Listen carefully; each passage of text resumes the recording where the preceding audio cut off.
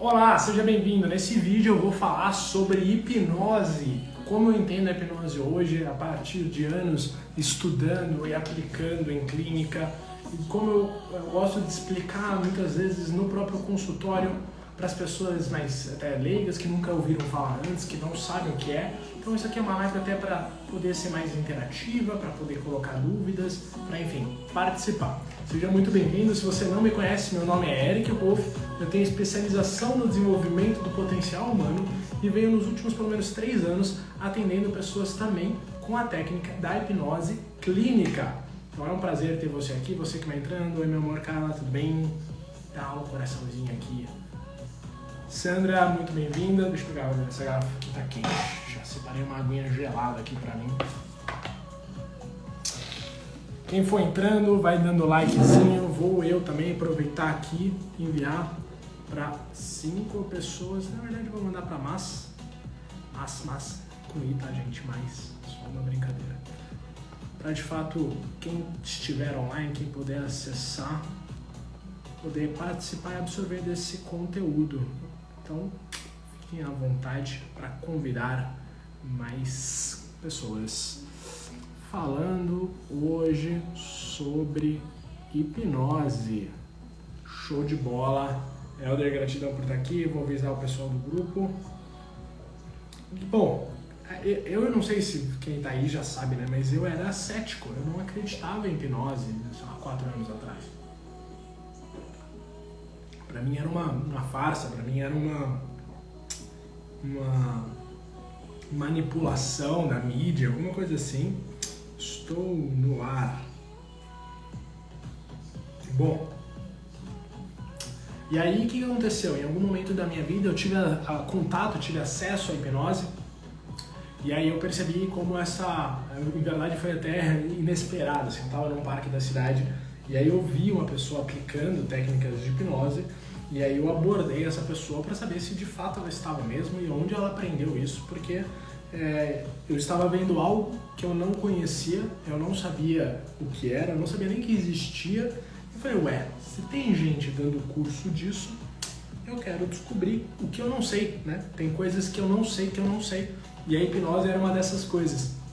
Eu já tinha, na época, feito minha especialização no desenvolvimento do potencial humano. E aí eu vinha buscando técnicas, formas de fato trabalhar isso. E uma coisa que eu batia muito era nas crenças. Era muito mais complexo, às vezes, você propor uma mudança. Olá, Isabel, boa noite, gratidão por estar aqui.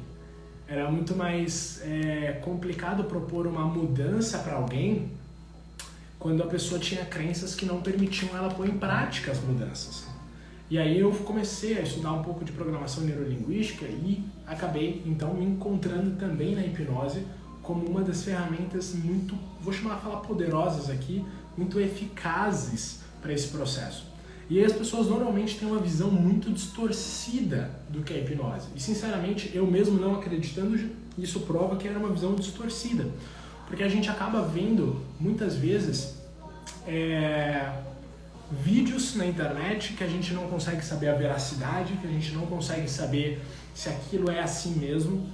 E a primeira resposta que eu tenho para vocês é que sim, a maioria das coisas, não vou falar que todas, mas a maioria das coisas que a gente vê em vídeos na internet, elas são reais, elas são possíveis. Eric, mas todo mundo? Não, não é todo mundo. Existem, digamos assim, níveis de suscetibilidade. Afinal, o que é hipnose e por que essa palavra relativamente complexa de ser pronunciada rápida 3 vezes? Bom, existem várias definições sobre o que é hipnose, sobre o que não é hipnose, e vai depender muito do que você entende para definir se é ou se não é. A definição que eu, Eric, gosto é o processo de aceitação de uma sugestão, ok? O processo de aceitação de sugestão, ela entra já no princípio da hipnose. O que muda? O que muda é a intensidade de suscetibilidade. Suscetível é estar aceitando, não sei a melhor forma de explicar a palavra suscetível, né? Quem é suscetível, ele está se permitindo aceitar algo, não é vulnerável, tá, gente? Não é vulnerável. né? Se permitindo aceitar, suscetível. Então existem níveis, diferenças, como quase tudo na vida. A gente tem o sono leve, o sono profundo, o sono REM, a gente tem dias empolgados, dias não tão empolgados, dias zero empolgados. Então a gente tem normalmente essa questão de intensidades. E algumas dessas intensidades variam de pessoas para pessoas. Ou seja, tem pessoas que têm um alto grau de suscetibilidade e vão aceitar sugestões mais complexas e no nível mais profundo. Eu vou explicar isso ao longo da live. Mas assim, e outras pessoas aceitam em níveis mais singelos. Segundo um estudo de 1960 da Faculdade de Stanford, nos Estados Unidos, 83% das pessoas estudadas, no caso, elas tinham facilidade de hipnose, nível moderado, alto e muito alto. E só 17% eram resistentes. E significa que os resistentes não entram em transe? Sim, todos nós entramos em transe. Às vezes por caminhos diferentes, às vezes em tempos diferentes, às vezes por estratégias diferentes, mas é um processo natural da mente. Então a primeira coisa sobre hipnose é que é um estado natural da mente. A gente entra nesse estado. Por exemplo, quando você está assistindo um filme de terror e você está ali tenso, você está ali aflito, você leva susto com esse filme, significa que em algum nível você está aceitando a sugestão de que há um cenário de risco e você processa isso de fato expondo seu medo, seu susto, seu grito. Ou então numa comédia romântica ou num romance, quando o personagem principal, por exemplo, morre e a pessoa chora e sente falar, não, eu acredito que morreu e agora ele morreu. Você se envolveu tanto no filme que você está aceitando quase como sugestão, quase como realidade que aquilo está acontecendo. Então você sofre por a morte de um personagem fictício, ok? Então isso em algum nível também é hipnose. Então o cinema, ele é um expert em, de fato, conduzir pessoas a um estado de transe e aceitar microsugestões. Tanto que existe... deixa eu ver a música, eu gosto dessa música na live. Tanto que existem conceitos, estudos e técnicas de mensagens subliminares, onde como eu tivesse aqui, aí eu pego e faço assim, ó. E aí vocês perceberam que tem um logo, conscientemente vocês não viram, inconscientemente vocês viram, que era o logo do cross que eu fazia. E isso é uma mensagem subliminar, eu estou dando uma sugestão de algo. Então é muito comum a gente ver propaganda da Marlboro, da Coca-Cola, da Pepsi, da Mac, Windows, de carro, porque eles estão sugestionando alguma mensagem, ok? Então, processo de aceitação de sugestão já faz parte de hipnose e é um estado natural da mente, que todo mundo entra em algum momento, em algum nível. Não é nada, agora o que não é? Não é nada de controle mental, não é nada de poder, não é nada de misticismo, não é nada de não é nada de religião, vou facilitar. Não é nada de misticismo, não é nada de mágica, não é nada de magia, não é nada do capeta, do capiroto ou semelhantes. É ciência, é um estado natural do cérebro, ok? Vou pegar um exemplo aqui que eu adoro explicar sobre um efeito muito próximo ao da hipnose, que é o efeito placebo. Se você não conhece, o efeito placebo, ele é... Deixa eu ver se consigo perguntar aqui. Como é que eu posso fazer isso? O efeito placebo, ele é um estudo, vários estudos foram feitos já comprovando a eficácia dele, onde a pessoa chega no médico com uma queixa, com uma doença, com um sintoma, enfim, e o médico receita uma pílula. E ele fala assim, essa pílula vermelha aqui é a melhor pílula que tem no mercado para resolver esse seu problema. Você vai tomar, em meia hora você já vai sentir os benefícios, ok? E aí ele pega e toma essa pílula. Só que essa pílula é feita de farinha, ela não tem nenhum composto químico que favoreça quimicamente o tratamento daquele sintoma, daquela doença. Entretanto, não obstante porém, a pessoa ela aceitou essa sugestão do médico, no caso, de que era o melhor remédio que existia. Né? Então aí a gente tem alguns aspectos a serem analisados. O médico é uma autoridade na área do conhecimento da saúde, da cura, estudou anos e anos para poder falar o que fazer em cada situação. Então, se ele está me falando o que eu acredito. Eu não vou analisar muito a fundo né? Se eu não tiver um conhecimento. Eu, por exemplo, não tenho conhecimento nenhum sobre remédios, assim, cara. Eu não sei nem para que serve de dipirona direito. Eu sei agora porque minha namorada tomou e eu percebi, eu sinto a solução, né? Mas eu sou um zero à esquerda sobre remédios. Eu não sei o que tomar quando qualquer sintoma que eu sinto, eu não sei o que tomar. E aí, então, o que falarem que vai me ajudar, eu posso aceitar, ou se eu duvidar, eu vou ter que pesquisar para ver se é verdade. Mas em todo caso, o placebo é um componente de farinha sem benefícios químicos e a pessoa, ao tomar, por acreditar, por aceitar a sugestão no nível inconsciente, ela começa a desenvolver melhoras, ela começa a, de fato, curar aquele sintoma sozinha. E a gente tem estudos que levam a 60% de eficácia só com placebo. O que quer dizer isso aí? Quer dizer que se você tiver dor de cabeça, muita dor de cabeça, e eu falar assim, ó, essa água aqui é uma água especial, você tem que tomar ela, e quando você terminar de tomar ela, vai passar a sua dor de cabeça. E se você acreditar nisso, porque você entenda que eu seja uma autoridade nisso, ao terminar a garrafa de água, você provavelmente não vai mais sentir a dor de cabeça.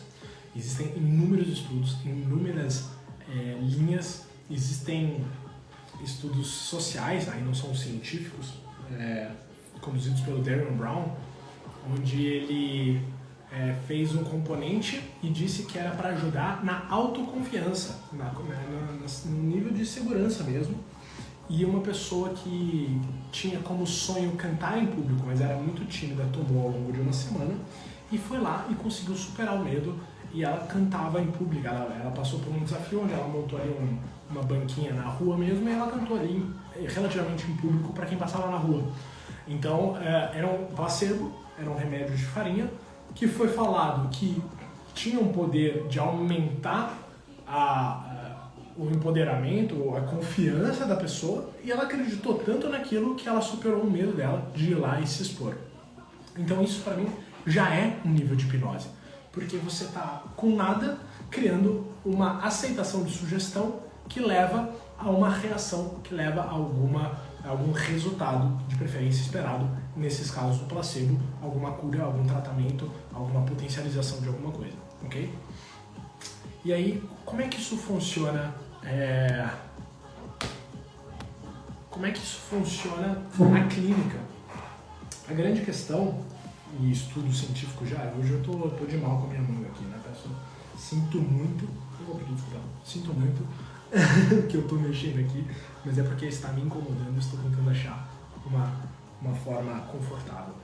Em todo caso, como é que isso acontece na clínica? Também cientificamente comprovado, as áreas do nosso cérebro ativadas quando a gente vivencia alguma coisa ou quando a gente projeta alguma coisa mentalmente são as mesmas. Ou seja, para o nosso cérebro não existe a distinção entre realidade ou não. O que eu quero dizer? Eu pegar essa água aqui e tomar, eu estou processando, né, inconscientemente várias informações, algumas conscientes, de movimento, de pegar, de controle, enfim.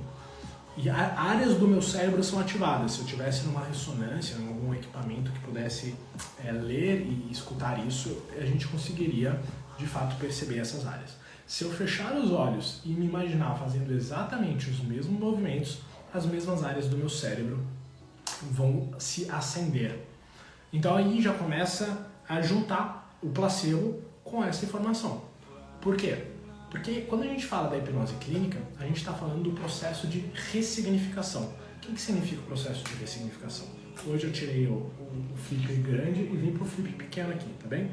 Então o processo de ressignificação significa que em algum momento da sua história, vamos ver se eu consigo desenhar bem, invertido, em algum momento da sua história, isso é uma carinha, eu quero uma carinha triste. Em algum momento da sua história você passa por alguma situação que você classificou ela como ruim. Por que eu falo classificou?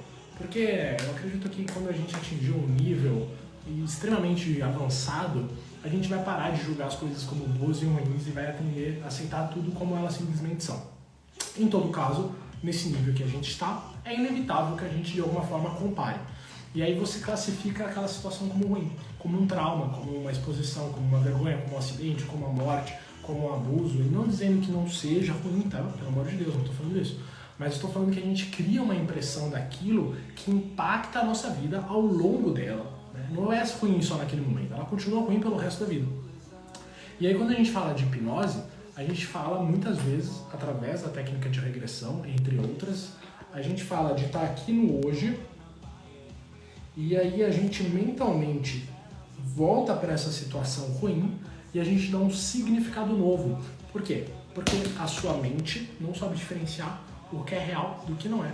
Quando a gente trabalha aquilo que causou eu ia falar imprint, uma marca, uma pressão, causou causou um carimbo na sua memória, não é exatamente essa palavra que eu queria, mas vai funcionar. Causou um carimbo negativo na sua memória, né?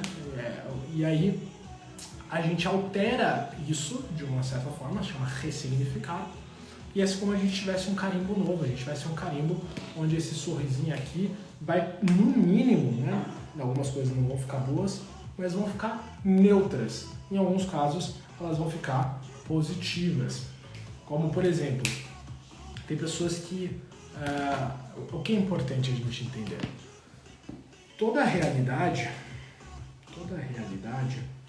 ela passa por um filtro antes de chegar nos nossos olhos, tá bem? Quem lembra das aulas de física sabe que isso aqui é um desenho clássico, né? Então a realidade ela vem e ela passa por um filtro que a gente pode falar que uma situação é boa ou ruim, né? Então existe um filtro aqui que vai ajudar a classificar as nossas experiências. Então existem muitas coisas que a gente processou como negativo. Por exemplo, meu pai foi muito ausente, então talvez meu pai não me amasse. Tá? Isso é uma interpretação da realidade. Porque às vezes ele era ausente porque na cabeça dele o trabalhar muito poderia proporcionar uma vida melhor porque ele amava muito você.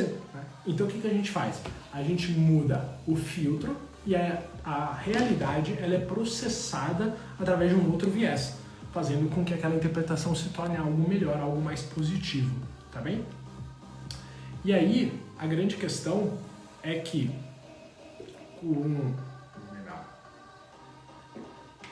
quem acompanha meus stories sabe que eu acabei de voltar de uma corrida, eu ainda não consegui me reidratar, né? Mesmo tomando muita chuva.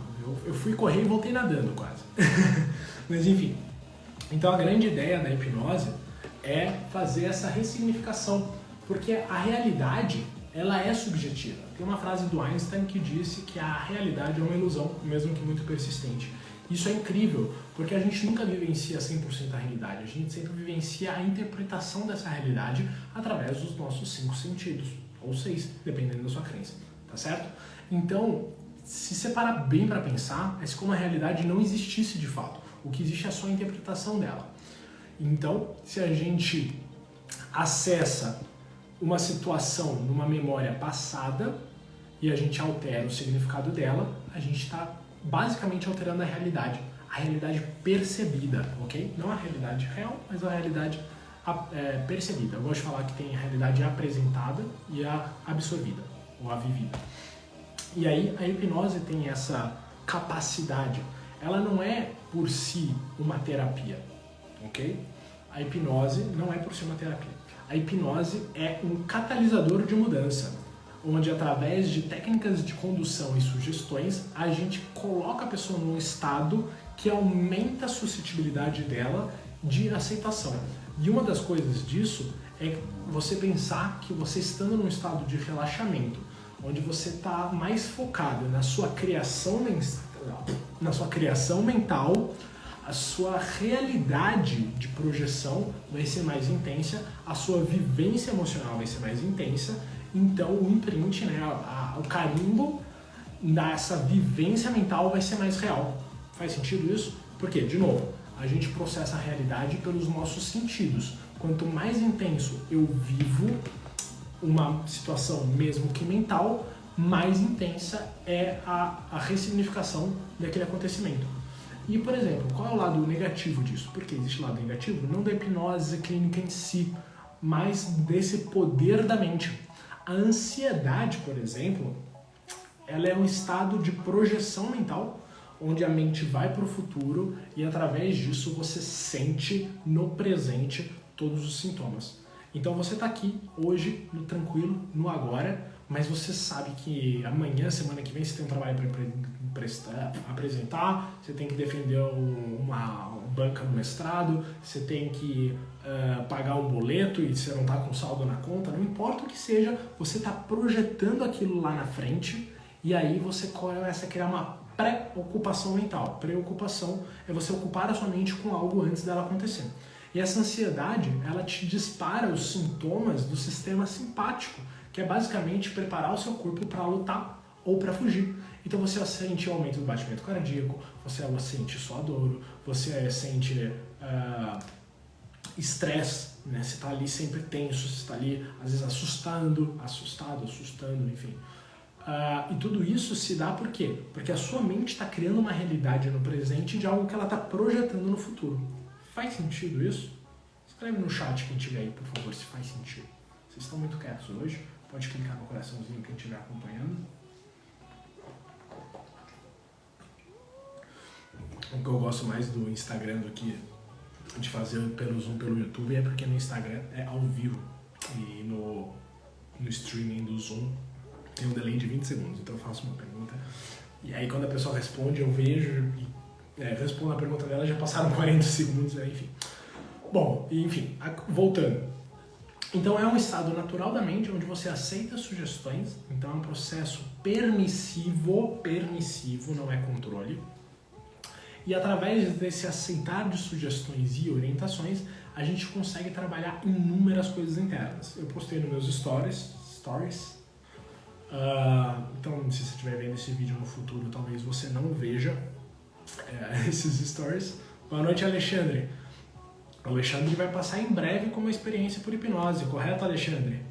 Estou aqui até falando um pouquinho sobre esse tema. Agradeço a sua participação. Boa noite.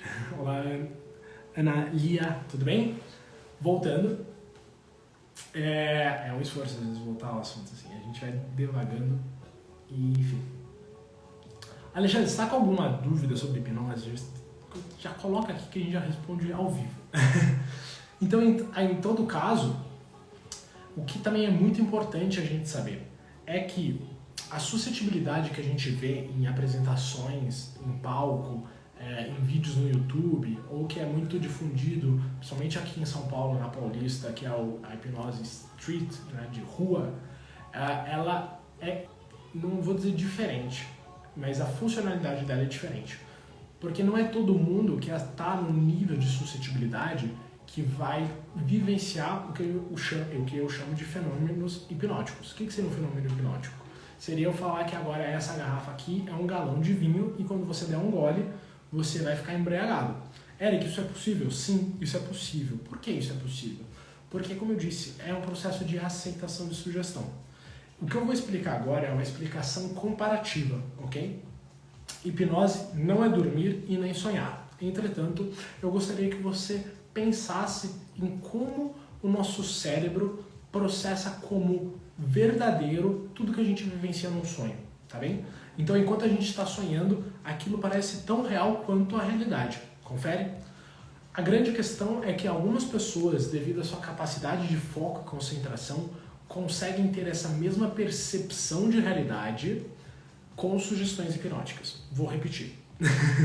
Algumas pessoas que têm alto grau de foco e concentração conseguem ter percepções de realidades aceitando sugestões como tomar isso e sentir gosto de vinho e ter todas as reações de estar embriagado, assim como nós, pessoas que não temos esse grau de foco e concentração, temos a percepção de realidade durante um sonho, ok?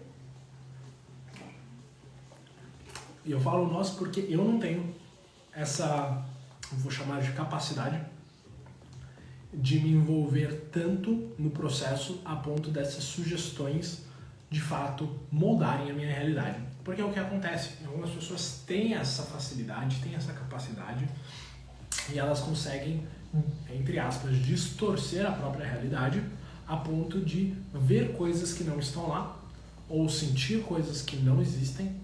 Então eu posso, como eu dei o exemplo aqui do vinho, mas eu poderia falar que a partir de agora, na sua frente, não é mais o Eric Rolf, é o seu maior ídolo, a pessoa que você mais gostaria de conhecer.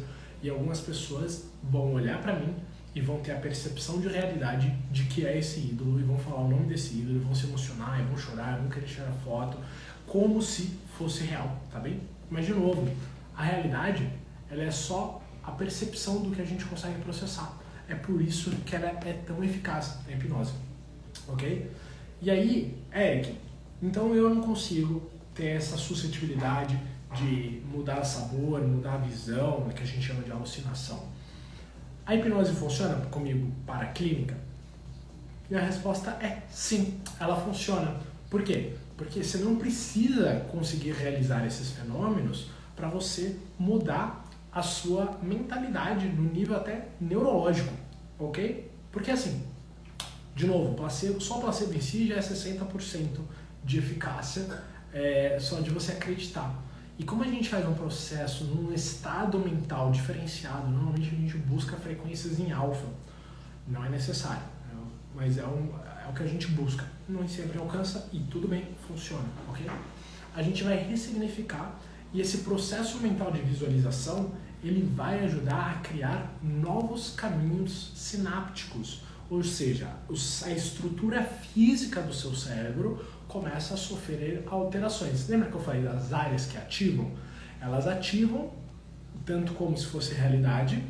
E aí, se você está criando uma situação que é diferente um pouco da sua realidade, você vai, de fato, criar caminhos neurais para aquilo se tornar mais fácil. E uma prova disso, Alexandre, eu já vou responder aqui, tá bem? Uma prova disso é quando você aprende alguma coisa e você fica, até manual mesmo, por exemplo, quando eu comecei a fazer aula de dança, eu ficava mentalmente imaginando cada um dos movimentos que eu tinha que fazer, cada um dos movimentos. E eu comecei a aprender melhor por visualizar a dança, ok? Por quê? Porque o caminho neural daquele movimento, já que meu corpo não sabe diferenciar se eu estava fazendo o movimento ou projetando o movimento, ele processa como verdade e aí eu consigo então aprender através da visualização. O meu processo de pre-talk, que é o passo onde a gente explica, tudo isso que eu estou fazendo aqui poderia ser um pre-talk, tá? Mas eu não faço assim na clínica, ele é mais enxuto.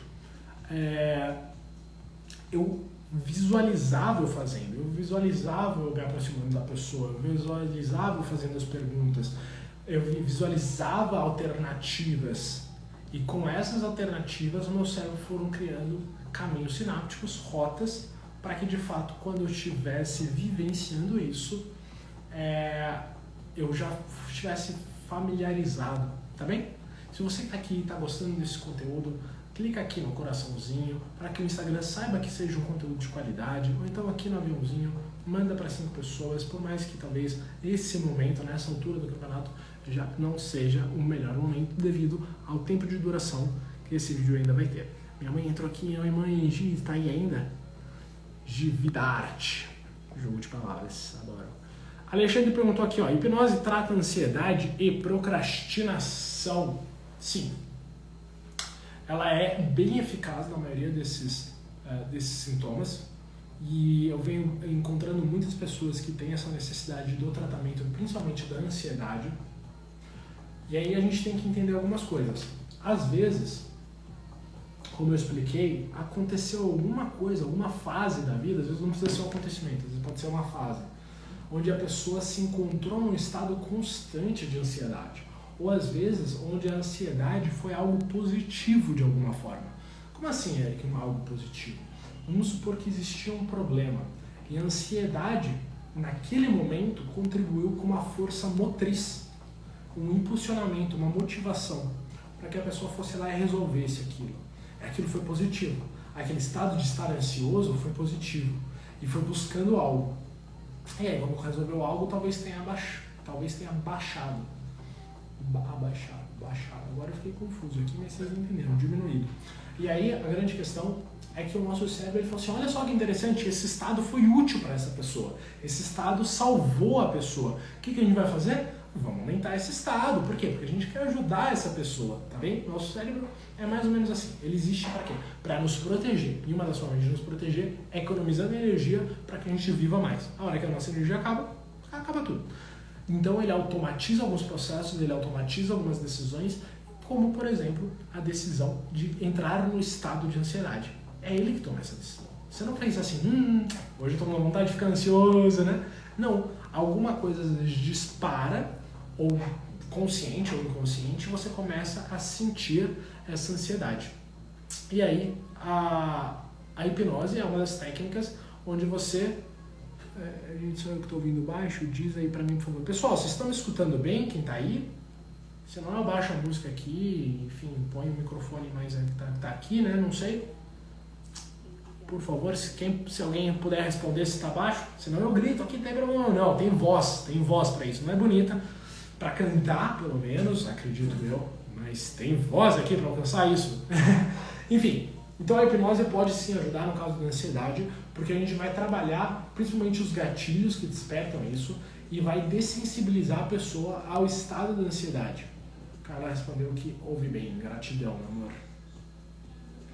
E no caso da procrastinação, a procrastinação ele também é um comportamento aprendido, ou seja, a pessoa em algum momento da vida teve alguma vantagem. Eric, de onde você tirou isso? Isso é da programação neurolinguística, que diz que todo comportamento na sua origem foi eficaz, todo comportamento na sua origem foi importante, foi útil, de alguma forma teve alguma funcionalidade.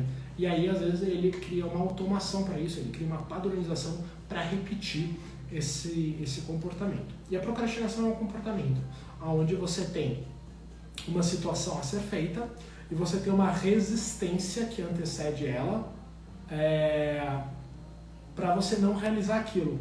Porque você, de alguma forma, processa de novo a realidade, você processa de acordo com o seu filtro, que a execução daquilo é moroso, é ruim, é um sacrifício, é um esforço, é complexo, ou então você sabe que se você fizer aquilo, mas você não atingir o resultado que você quer, você vai se frustrar. E aí, para evitar a frustração, ela evita que você faça aquilo.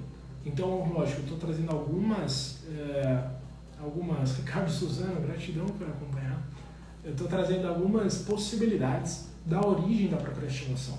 Existem muitos casos onde postergar fizesse com que alguém resolvesse o problema por você. Isso é muito comum na infância, por exemplo, na escola, tem um trabalho de escola para fazer. E aí muitas vezes, eu sei que não é com todos os pais, não é com todo mundo, mas existem casos onde os pais interferem e resolvem. E a criança fala, bom, se eu esperar até o último momento, alguém faz por mim. Só que muitas vezes isso é no nível inconsciente. Isso é aprendido até os 7 anos, muitas vezes. Assim como tem pessoas que têm pais que, por N motivos, sem senso de julgamento, não conseguem, não podem ou não querem dar esse suporte e deixam a criança vivenciar as consequências do fazer ou do não fazer as atividades escolares. E essa criança, então, pode ter um aprendizado diferente, que não necessariamente vai ser o oposto, mas em alguns casos vai ser, bom, depende de mim e eu vou fazer porque é a única forma de eu conseguir o resultado que eu quero, eu fazendo. Então, cada pessoa vai processar a realidade de uma maneira.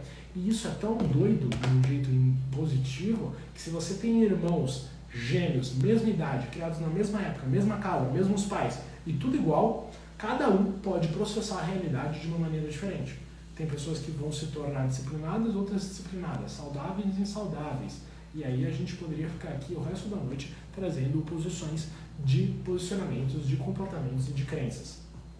Então, sim, respondendo sua pergunta, a hipnose é uma das ferramentas capazes de contribuir no tratamento tanto de ansiedade quanto no tratamento de procrastinação.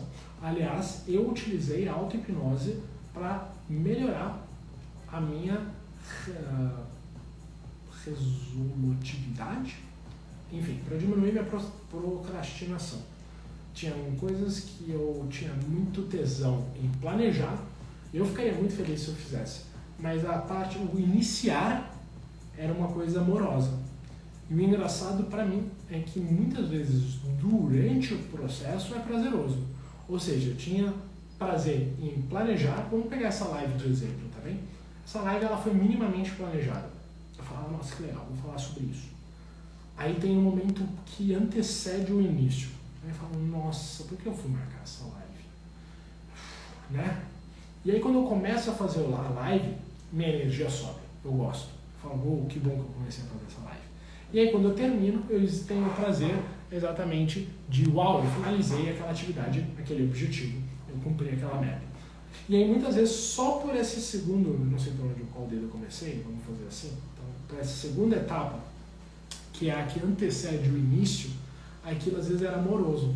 E eu tive que ressignificar, eu tive que buscar a origem daquilo. Por que eu tinha crenças que era amoroso? Por que eu postergava? Por que eu não me esforçava? Assim, porque eu sabia que não era uma questão técnica, não era do tipo, eu não sei fazer. Não era nem preguiça, eu não sei nem dizer a palavra que era, né? Além de procrastinação. E isso quando não existiu o abandono, né? Que às vezes é postergar tanto tempo que você não termina nessa vida. Mas enfim, são coisas que podem ser tratadas assim. Por quê? Porque existe um padrão mental, existe uma série sináptica que representa isso, e a gente consegue, através das técnicas e da ressignificação, da projeção mental, da instalação de âncoras, criar estados ou positivos ou dessensibilizar, no caso da ansiedade, estados negativos. Ok? Espero que eu tenha respondido. Deixa eu ver se tem mais alguma pergunta. Elias, está incrível, parabéns, gratidão, Elias, por participar e dar ali seu reconhecimento pela live.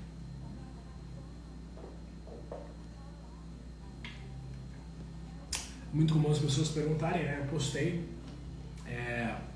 vou até pegar aqui para ler. Eu postei hoje nos meus stories, então se você está vendo essa live, você pode ver ela ainda depois que ela terminar. Se não, amanhã essas stories estão fora. Mas eu postei a resolução do Ministério da Saúde sobre... vou abrir aqui. Não deu. Ó, vou ler aqui, já respondo, tá, Bug Show? Portaria 702 do ano 2018, Ministério da Saúde do Brasil, ok? Não é o Érico falando, não, é o Ministério da Saúde. A hipnoterapia é um conjunto de técnicas que, por meio de intenso relaxamento, concentração e ou foco, induz a pessoa a alcançar um estado de consciência aumentado, aumentado, que permite alterar uma ampla gama de condições ou comportamentos indesejados, tais como medos, fobias, insônias, depressão, angústia, estresse e dores crônicas. Então, a ansiedade, ela está no meio disso, né? Se você for analisar num ponto de vista até neural, ela se encontra também no meio disso. E ela pode, além disso, favorecer o autoconhecimento em combinações de outras formas de terapia também, auxilia a ajuda de várias outras situações e problemáticas. E aí, como eu disse, a hipnoterapia em si não é a terapia, ela é um catalisador de mudança. Então tem técnicas que a gente utiliza que ela vem derivada da Gestalt, como a terapia das partes. Tem técnica que ela vem derivada da comportamental, como a dessensibilização. Tem técnicas que vêm derivadas da constelação familiar, que eu utilizo muito, principalmente na questão familiar, de perdão e de auto-perdão.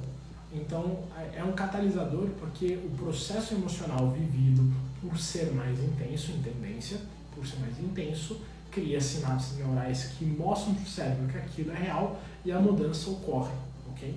Internamente. Muitas vezes, procrastinar vem de você estar cansado ou sem ânimo, certo ou não? Depende. Muitas vezes, o cansaço vem como desculpa para procrastinar. Doido, né? Mas por quê? Porque esse é o corpo, é um comportamento também. Pode ser que em algum momento da sua vida, profissional, amoroso, na escola, você estava lá e aí você tinha que fazer alguma coisa. Você tinha que terminar um PowerPoint para apresentar na faculdade, tá? Vamos pegar aqui. E aí você estava lá com seus amigos, tem que terminar e não sei o que lá. Aí você meio que veio e falou assim, pessoal, eu já estou cansado, vou dormir. Então tá bom, relaxa, não, cuida aí, depois você termina. E aí você percebe que ficar cansado te poupa de executar uma atividade. Olha que doido. Misturei doido com louco agora, tá? Mas tenho licença poética, vou misturar. Tô brincando. Não devo misturar, independente da licença poética. Então você pode aprender o comportamento de se tornar cansado, se sentir cansado. Eu já vi pessoas que têm isso com dor de cabeça.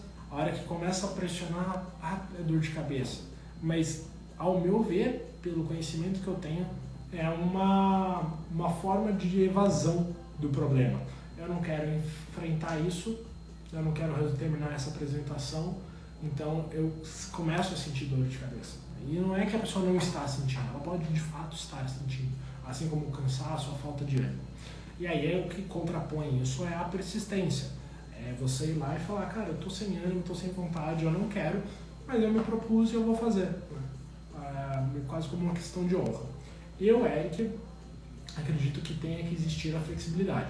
Tem momentos que você tem que fazer e é honra e não tem ponte para você voltar, né? Queimou as pontes e só tem o plano A. Tem momentos que você tem que respeitar o seu corpo, respeitar o seu estado emocional e às vezes dar uma folga, às vezes dar uma brecha, às vezes mudar a sua rotina. Tá? Mas esse sou eu, Eric, cada um tem a sua opinião. Mas tem pessoas que procrastinam também, independente desse estado de desânimo ou de cansaço. Em alguns casos, como eu disse, vale a pena. Se está muito cansado, descansa, tira um dia, 2, né? Se for um descanso físico, se for um descanso mental, vai para um lugar diferente. Talvez não agora nessa fase pandêmica, mas dentro das possibilidades, para desestressar também. E aí eu acredito que possa impactar, sim, essa questão da procrastinação. Entretanto, como eu disse, defendo muito que muitas das vezes esse cansaço é a estratégia da nossa mente para, de fato, justificar a procrastinação. Uma das provas disso é quando você muda a atividade a ser executada e o cansaço some, ok? Então, por exemplo, eu preciso escrever um relatório, um post, um artigo, o TCC, não importa. Eu falo, nossa, não estou muito cansado, não dá, nossa, trabalhei, acordei cedo pra caramba, tal. Desânimo e cansaço. Eu vou deixar para fazer isso depois, vou deixar para fazer isso amanhã. Não, tá bom. Vamos assistir um filme, vamos jogar xadrez, vamos jogar videogame, vamos, sei lá, andar de bicicleta, vamos fazer boxe, lutar. E a pessoa fala, não, vamos. Aí você fala, ué, mas você não estava cansado? Entende? Então, se você está realmente cansado, tecnicamente você está cansado para qualquer opção, para qualquer atividade. Faz sentido isso? Se você mudou a atividade e você subiu o cansaço, se você ficou animado para jogar videogame, então significa que você estava naquele estado emocional por causa da situação, por causa da atividade e não fisicamente. Agora, é lógico que existem casos de você estar exausto por um dia extremamente cansativo, pesado, complexo, talvez estressante, e aí sim, não importa, você fala assim, cara, vamos, sei lá, andar de limousine, open bar da bebida que você mais gosta, e a pessoa fala, cara, não, tô sem ânimo, eu só quero minha cama. Aí é diferente, faz sentido? Bom, então é isso. Minha meta é ainda beber um pouco dessa água hoje para repor todos os líquidos perdidos na corrida. Espero que eu tenha ajudado a esclarecer algumas coisas sobre a hipnose. Existe um estudo, só para finalizar, e esse é um estudo que existe controvérsias, existem pessoas que criticam o grau de evidência desse estudo. Entretanto, é um estudo e ele trouxe que o atendimento terapêutico utilizando de hipnose traz resoluções em 93% dos casos em até 6 sessões. É um estudo do Alfred Barrios, um psicólogo americano de 1970. E aí é ainda legal porque em 1970 foi quando começou a surgir a programação neurolinguística através do Bandler e do Grinder. Então, muitas técnicas que a gente utiliza hoje, pelo menos eu posso dizer por mim, mas acaba sendo difundido e as pessoas às vezes não sabem a origem, muitas das técnicas hoje, elas são adaptadas ou emprestadas da programação neurolinguística.